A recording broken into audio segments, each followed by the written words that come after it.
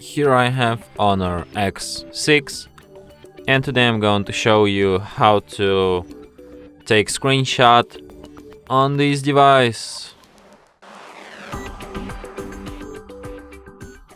So to do this, firstly you have to open screen which you want to capture, and then just press power key plus volume down at the same time, just like this.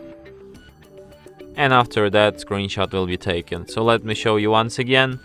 Power key, volume down at the same time, and so easily it works.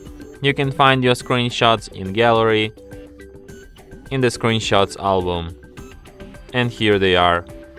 And from here you can share, favorite, edit or delete your screenshots, and also perform some of the actions from this list. And that's it. Thanks for watching.